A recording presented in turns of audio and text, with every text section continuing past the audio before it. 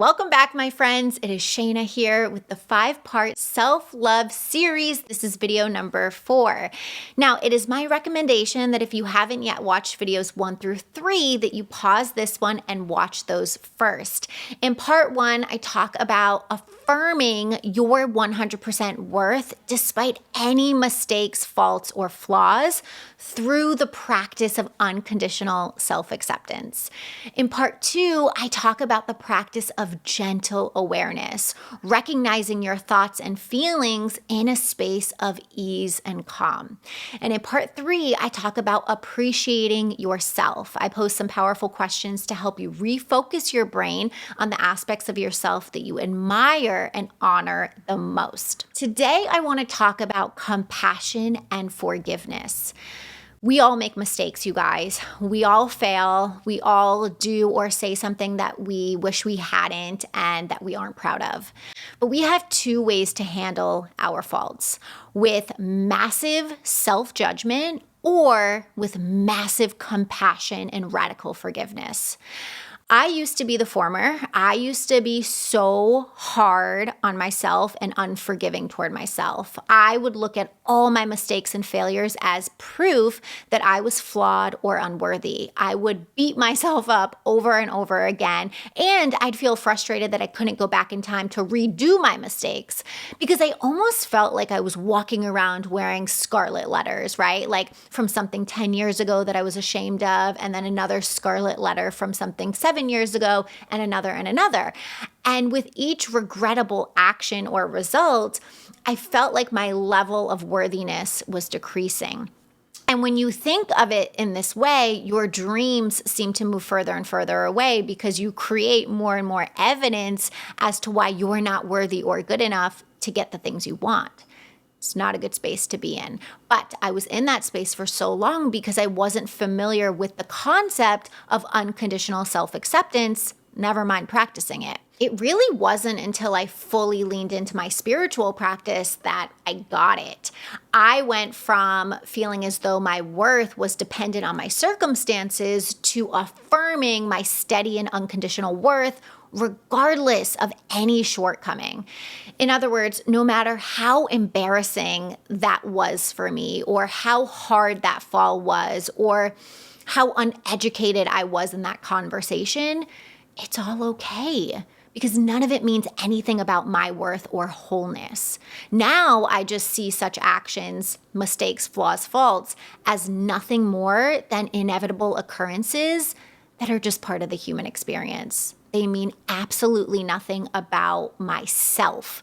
They don't in any way affect or shake my worthiness of love, joy, and abundance. Now, I know I've been talking a lot about this concept over the past couple of weeks, but my hope is that it's not just coming off as words to you, because this shift is truly the hallmark of a healthy, loving relationship with yourself. This shift is what melts away the self-judgment, shame, guilt, doubt, regret, and all that's left is deep compassion and radical forgiveness and understanding. And the way that I want to kind of demonstrate this for you today is by teaching you how to rate your behavior versus self. P.S. If you're in recess school, you can find this exercise and worksheet under the YouTube tab in your membership site.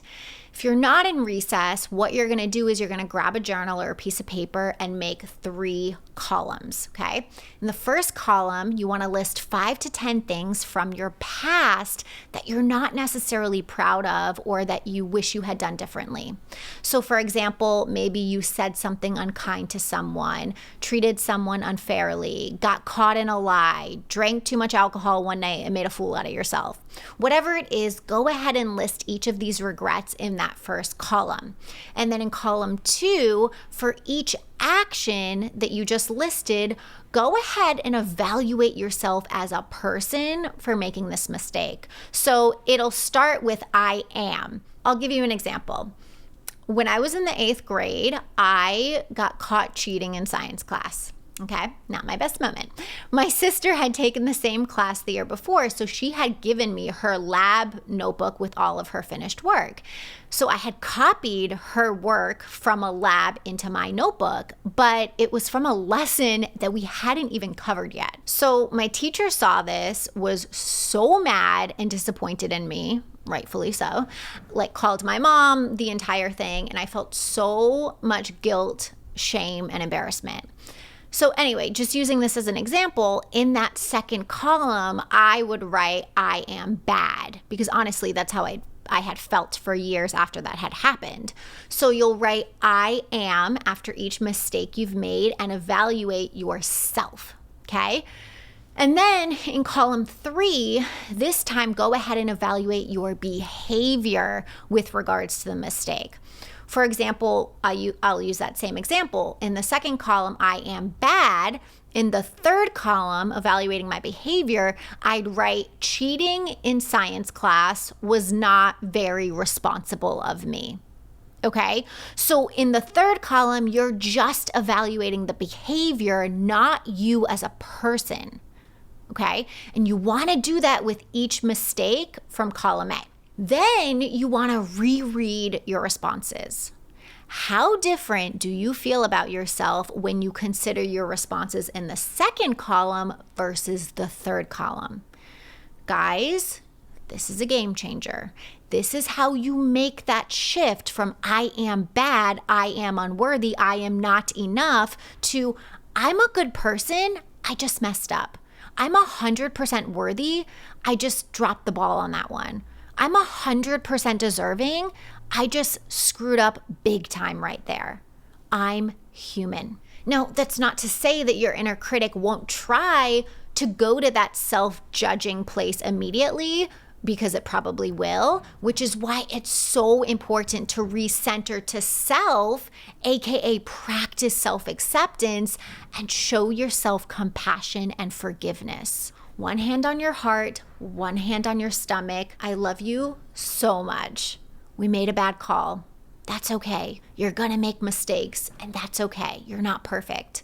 Just know that I love you so much. I love you so much. And I'm so proud of you. You're doing a good job. You're doing a good job. You are here learning from your mistakes, and I'm so proud of you. You're doing a good job.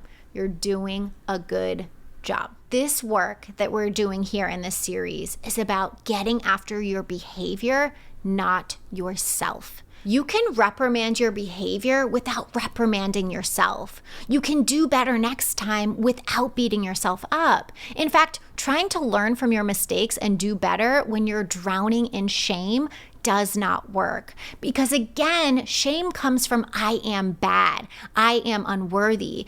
And when we think that way, we think we're broken. And there's very little, if any, motivation to be found in that space. But when it's simply your behavior that we're evaluating, you will be naturally motivated to improve and grow. How many of you, raise your hand, make the littlest, tiniest mistake and beat yourself up all day long about it? You forget to buy tomatoes at the grocery store, or you put cream in your boss's coffee when he likes it black. You're such an idiot, Shayna. What were you thinking? How could you not remember? Get it together. Like, this is how so many of us talk to ourselves, right? But the truth is, you guys, we would never speak to a small child like that if they forgot the dang tomatoes. We'd be like, hey, that's okay. I forget things sometimes too. Thank you so much for remembering all the other items on the list. Not to worry, so not a big deal. So I really want you to commit to paying attention to how you talk to yourself. Gentle, radical forgiveness and compassion. I love you so much. I forgive you. You're human. It's okay. What would I say to a small child? Say it to yourself. My next encouragement is to learn from it all. We try to see our successes as good and failures as bad. Bad, bad, bad. You are bad. That is bad. Which is why so many of us hide or play small. We're like, I'm just not going to put myself out there or speak up or go after that bigger dream. But what if the failures and mistakes aren't bad, no matter how dark or painful? What if they're just a part of us, a part of our experience here, a part of our spiritual journey in the human world? When you can really look at it from this angle, you can stop hiding and judging and just seek to understand. Understanding is the bridge to forgiveness and compassion. When you seek to understand, you realize you did the best you could given your humanness, given your past conditioning and environment and education and so forth. The understanding in itself will relieve so much of the pain, not the constant self-judgment and criticism. And just on a final note, putting all of this into practice for yourself will strengthen your relationships with other people. You'll be better equipped to evaluate others on their behavior, not them as a whole person. You'll begin to look at others who you once maybe deemed as bad or unworthy or undeserving through the same lens of compassion and understanding. That is it for today. Thank you guys so much for watching. If you are ready to take things to the next level, I welcome you with open arms to my coaching program. I put out an Instagram post recently, and maybe an email too, talking about the people who tell me, I'm so inspired by your channel, versus the people who say, your work has changed my life. The latter are my clients, you guys. That's just the truth. There is nothing wrong with consuming content that's inspiring, but you can't measure your success on how many books or videos you've watched. The way you measure is by simply looking around at your life. Results are measured by what you achieve in your life. So if your external is not full of love, freedom, and joy, the application for my private coaching program is underneath this video. Thank you again. Kisses. I will see you next week. Bye.